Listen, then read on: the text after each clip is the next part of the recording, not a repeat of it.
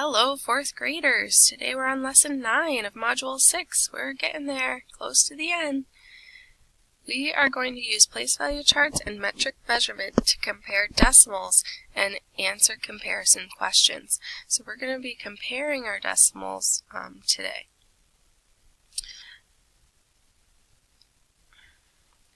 Alright, I want to start with just a little review of what we did yesterday.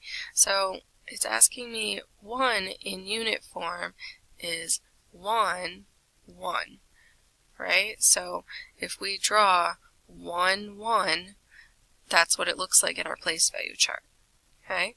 If I have 1, 1 and I want to turn it into tenths, I want to convert it into what it looks like in tenths, in my drawing, I know that this will turn into 10 tenths. Okay, and that should make sense with our fractions and our knowledge that we already have, our background knowledge. Okay, just really quick in your notes, I do want you to practice a few more of these. You may or may not need a place value chart, and that's okay. But go ahead and write down these 4 problems and go ahead and finish them up. Okay, pause and I will fill in the answers. So we've got 12, we've got 1/10 is 10 hundredths, and this is 12 hundredths, and 2 ones is 20, 3 tenths. So hopefully that wasn't too bad for you, but quick little review. I'm going to skip some of that stuff. We are going to jump right into our application problem. Okay? Kelly's dog weighs 14 kilograms and 24 grams. Mary's dog weighs 14 kilograms, 205 grams. Hei-Jung's dog weighs 4,720 grams. Okay? Our job is to order the weights of the dogs in grams from least to greatest. Okay, so we want the smallest dog up to the largest dog. Okay, so first we have to figure out what these weights are just in grams. Well, Hei-Jung's dog weighs 4,720 grams. It's already in grams. Okay, so we can write her down. Okay, if we look at Mary, kind of helps us out here. If Mary's weight is pulled out 14 kilograms and then 205 grams are left over, well, if I think of kilometers, right, those were the meter version of what they're talking about here, kilograms. Okay, so kilo, I know when I have one of those, I have 1,000 of my base unit, which is meters. Same thing applies here. Okay, same thing works. If I change this unit, this is why metric measurement is really awesome. It just changes the prefix so that when you change units, you're really doing the same thing. If I have 1,000 grams, I have 1 kilogram. Okay, we looked at that conversion the other day. Okay, so if I think about Mary's dog first, I am going to say that she has 14,205 grams. The weight of her dog is 14,205 grams. In Kelly's case, so Kelly's dog, she has a dog that has, again, 14 kilograms, so that's going to match Mary's, but this time she only has 24 grams left over. So this place value idea that we did yesterday is really going to help us out here. There are no hundreds in her dog's weight. Okay, so now we've got Kelly's in grams. Now all the dogs are in grams. Okay, now it's a matter of comparing and putting them in order. Okay, so it looks like the smallest dog is Hei-Jung.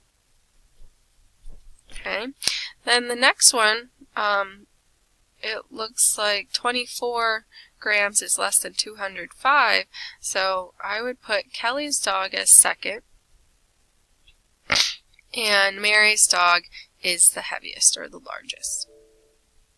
Alright, the question goes on to ask us how much more. Ooh, we've got a comparison question. How much more is the heaviest dog in weight compared to the lightest dog? Okay, so I'm taking Hejun and Mary's dog and I'm comparing them. Okay, you should already know what operation that is. Subtraction.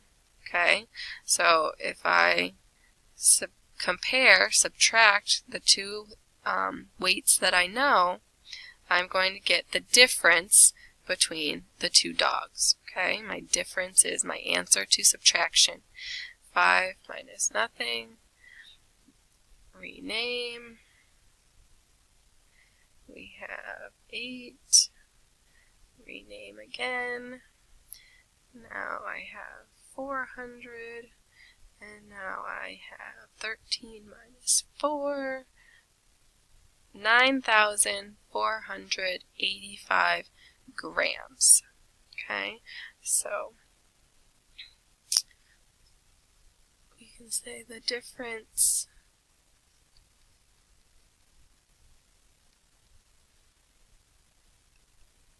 in the dogs is 9,485 grams. Okay, kind of shortcutted there, but that's okay, just for our warm-up here. Alright, hopefully you feel good about that. Alright, now we're going to look at some tape diagrams, okay? Don't actually worry about writing the tape diagrams. I'm going to have you do the next step with me, so just listen in on my thought process of this comparison. So if I'm given 67 hundredths, I want to compare it to 59 hundredths. Well, you might already be noticing that 67 hundredths has 6 tenths, and 59 hundredths only has 5. So if I was to highlight what that looked like in a tape diagram, I would have 1, 2, 3, 4, 5, 6, and then part way of that next one. If I were to do 59 hundredths, I'd have 3, 4, 5, and I'd almost have 6. Okay, so obviously 67 hundredths is going to be more than 59 hundredths. 59 hundredths is less than 67 hundredths. The part that I want you to look at, how could a place value chart help us compare these numbers? Well, if you were to draw one, I'd have 6 tenths for this top number, so I'd have 6 tenths for that first number, and for the other one I only have 5. Okay, and I know that tenths are larger than hundredths, so if I have more tenths, that means this number is larger. Okay, so we're going to be using place value charts quite a bit today. Okay, I think the idea of them will help you. Alright, so same thing. I actually just want us to use the place value chart for this one. So if I have 4 tenths and I want to compare it to 34 hundredths, well, I'm going to do the same thing. I'm going to write in my place value chart to kind of get the idea of where my numbers are falling. And now for this next one, I have 34. So just because this is a longer number does not mean it's larger, right? It's not greater. This only has 3 tenths, where this one has 4. So we could also visualize a number line for ourselves. We know that 34 hundredths is going to come before 40 hundredths, right? On our meter stick would be a cool visual as well. Okay, so 4 tenths is greater than 34 hundredths, and 34 hundredths is less than 4 tenths. Okay, so nothing really new here. We're just kind of applying what we already know. Alright, here we go. Here's the big one that's, you're going to have one like this on your exit ticket. Okay, so now they're giving us bags of rice. Okay, they have weights for these bags of rice. Looks like they're in kilograms, and we have a chart to fill in. Okay, this chart is essentially a place value chart for each bag of rice. Okay, our ultimate goal is to, what is the mass of the bags in order from heaviest to lightest. So we're going to have to put these in order from heaviest to lightest. Alright, let's get started. So bag A, you should be able to fill that in here. And if you're ahead of me, that's probably great. Go ahead and fill A, B, C, and D in terms of their place value chart for their weight.